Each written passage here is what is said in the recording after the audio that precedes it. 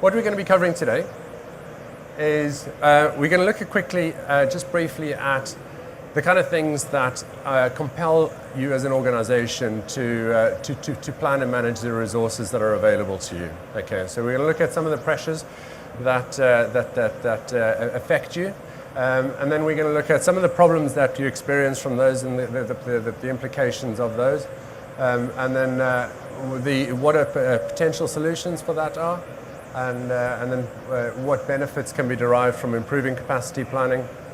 And then we'll talk about some work that we're doing for a trust up in St Helens and Knowsley NHS Trust.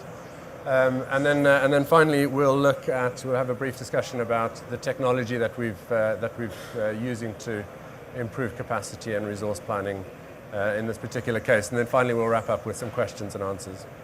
Okay. All right. So why do we do it? What are the things that are affecting us that make us need to plan and the utilization of our resources? So firstly, the NHS, like any publicly funded organization, is under immense pressure to do more with less resources. Okay, but that's obviously an issue because since the government spending review came into force, a lot of those savings are just not repeatable anymore. Okay, so the savings are becoming harder and harder to find. We're also under pressure to reduce waiting times and improve patient utilization. Those have an effect on things like cancellations and no attendance and so on. So there's immense pressure to complete the procedures in the shortest possible time frame. And then the NHS is this sort of perennial sort of football of the government policy, isn't it? Every 5 years there's all change, and there's a new government policy that's going to come in now. Which is going to increase the competition between trusts. Okay, but if you're already fairly stretched, how on earth are you going to compete with other trusts if the resources are already fairly stretched? Yeah. Okay. So some of the issues that we're finding within not just the NHS, but every organisation suffers from this in one shape or another. Is information is generally held in disparate information systems, back office systems. They're held in spreadsheets, and getting access to that data is really difficult. And very often, this is the kind of environment that we see. Okay, so the information comes out of your patient administration system and from the theatre management system and so on, and then it's very difficult to consolidate that information, so you end up sticking it in a spreadsheet and then emailing spreadsheets around and so on, and you create little silos of data and so on. And managing the information correctly in this kind of environment is very difficult, so the quality of the information suffers, accuracy suffers, and as a result of this, people are so busy working on the data, trying to manipulate it, getting it into the right format, that collaboration in between people, let alone departments, is often difficult. So the implications of that is that managing the tools that are available to you is very time consuming, very laborious. Okay, and then a lot of expensive staff, analysts, managers, planning staff are tied up just being able to work on the data to get it into a format that you can actually then use it. Yeah. Okay. Coupled with that, especially in surgical procedures, the average time that it takes for a surgeon to complete a procedure varies immensely. A specialist obviously is a lot faster than a general surgeon. So that lack of consistency of being able to predict the estimated duration of a procedure makes resource planning, especially with the utilization of theatres and so on, makes it very difficult.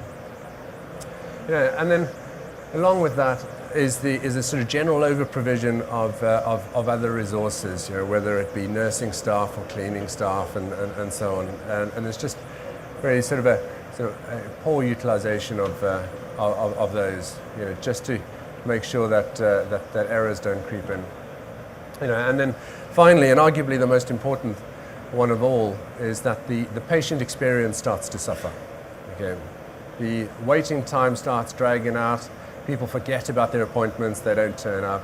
They cancel and so on. And there's a lot of publicised information about the cost of cancellations and no attendance on the NHS, and it's a staggering figure.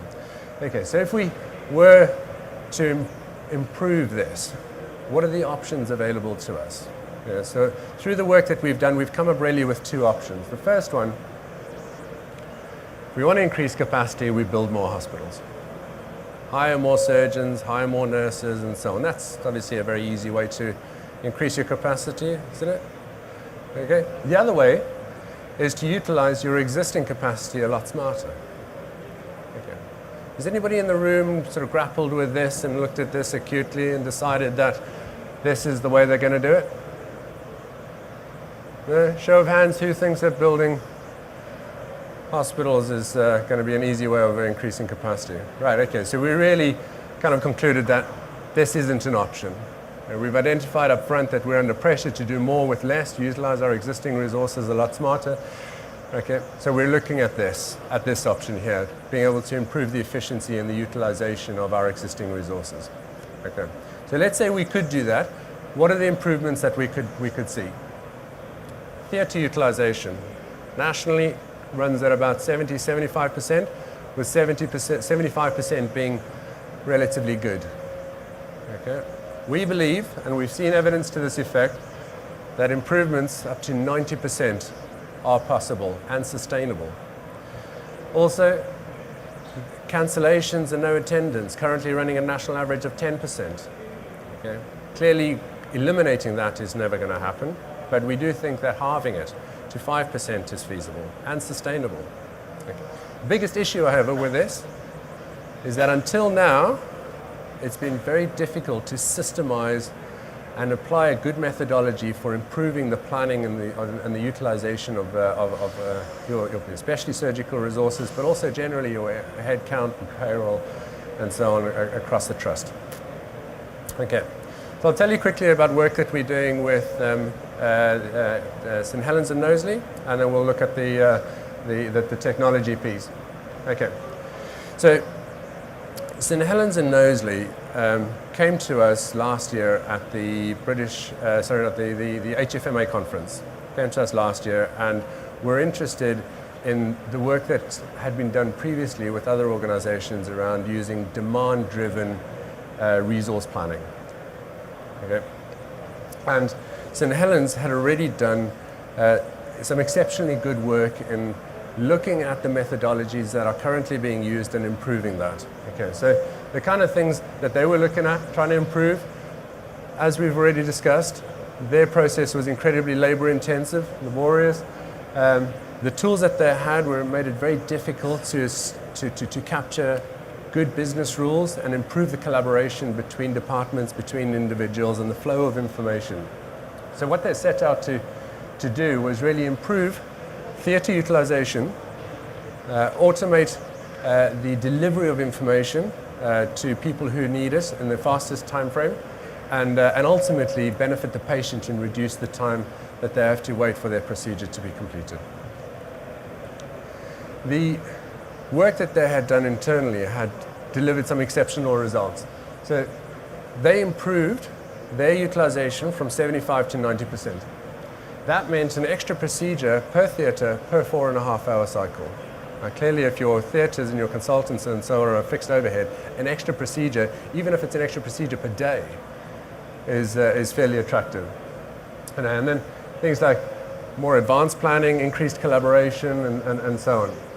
The results from their internal trial showed an additional income of £90,000 with a projected saving of 1.8 million. Now, we've looked at this a little bit closely, and we think that that's a really conservative estimate. Okay, when we get onto the technology piece in a minute, we'll explain to you why we think that in this case, just in trauma and orthopedics and inpatients, we can save them $600,000 a year. Okay.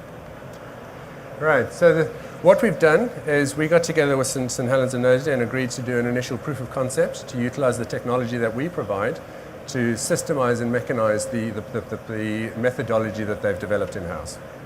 The scope of the project is very tight, and we're focusing on the inpatient waiting list, specifically in trauma and orthopedics.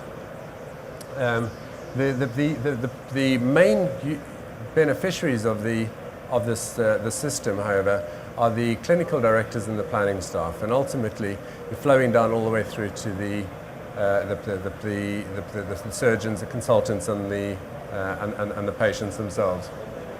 But ultimately, then also be able to go in and drive better resource planning, better rostering, and integrate with the sort of other information systems, the patient administration system, theatre management system, and so on. And then finally also be able to get better things, HR planning, payroll planning, and so on. Okay, but the scope of the proof of concept is fairly tight. Okay, so what is this technology? Okay. Firstly, it's purpose-built planning technology available from SAP. Okay. So one of the largest software providers in the world, who've got a fantastic pedigree for supplying solutions not just for Office of Finance, but also then for general line of business use as well. Very important to point out, SAP are very well known for their ERP system, okay, which takes a long time to put in. It's got a reputation for being fairly resource hungry during the project.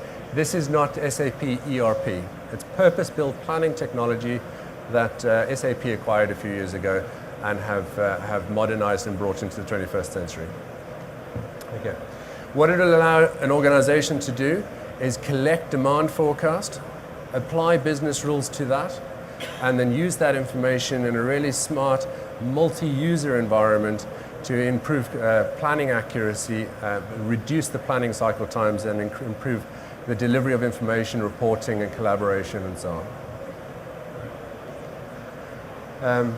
Right over there it says, so improve the delivery of information and help drive further forecasting of things like headcount, payroll, budgeting, scenario modeling, strategic financial planning, and so on. So it certainly extends beyond just this specific requirement for surgical resource planning.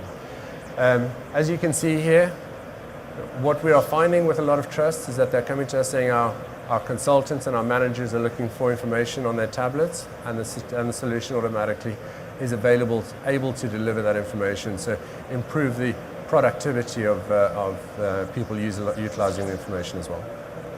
Okay, so how does it work in practice?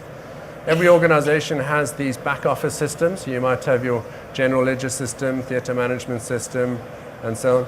And then also spreadsheets and other electronic sources of information, people are keying information in. Yes. But ultimately the system will take this information from these underlying systems and consolidate that in a single purpose-built planning environment. The technology underneath is arguably the most common, the most popular database technology available on the market, SQL Server.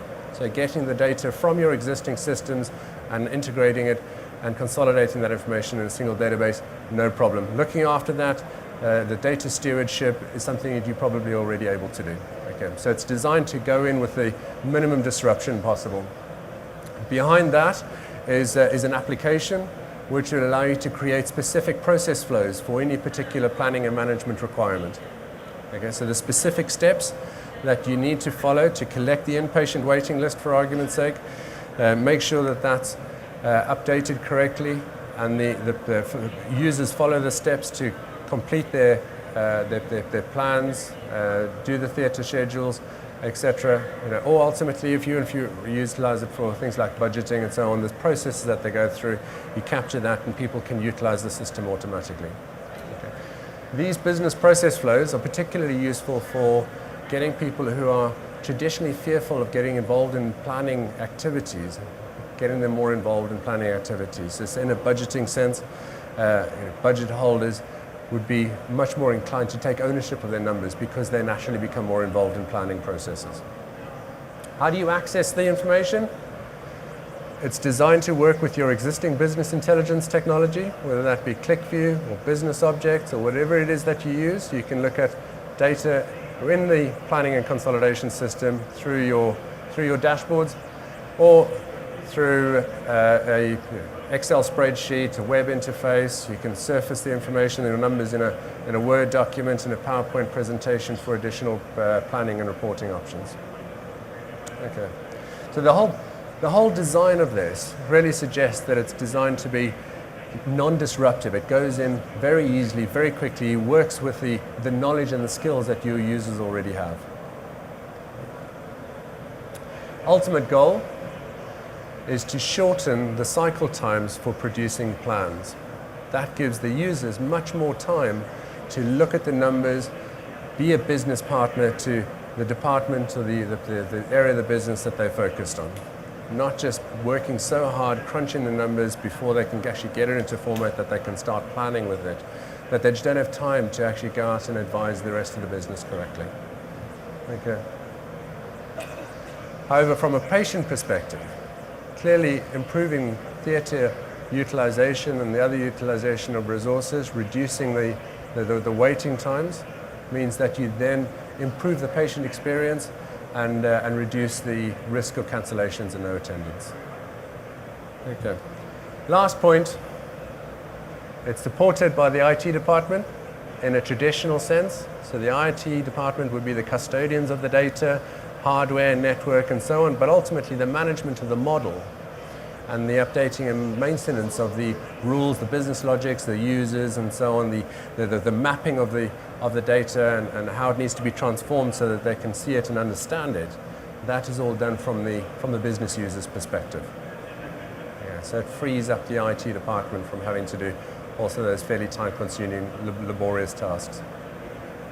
Okay. So for the purposes of this presentation and for this session, if you want to take this further and explore whether this is going to work for your particular trust and talk about how it might work beyond just a surgical resource planning, we are offering a free half-day workshop to everybody who will come and see me afterwards. Give me your business card and we'll get in touch afterwards and we can spend some time talking about your particular scenario, your use cases, and then see whether it's something that will actually benefit you individually within your trust. Yeah. Any questions? Any questions? Plan after trauma and orthopedics to quickly roll it out to the other surgical specialties? Yes, so the proof of concept that we're working on, yes, the plan, if the proof of concept is successful, which all the indications are that it will be, that it will then roll out to ENT and to the other surgical departments. And then beyond that also to potentially HR, planning, e-rostering, to drive information for e-rostering and so on. Right, what's the timeline for implementation, start to finish? Sorry, the question there was what is the timeline for the implementation? So the proof of concept is 4 weeks, but ultimately the average time to deploy a solution like this is between 3 to 4 months. Great. Well, gentlemen, ladies, thank you very much for sitting in the presentation. I hope you found it useful.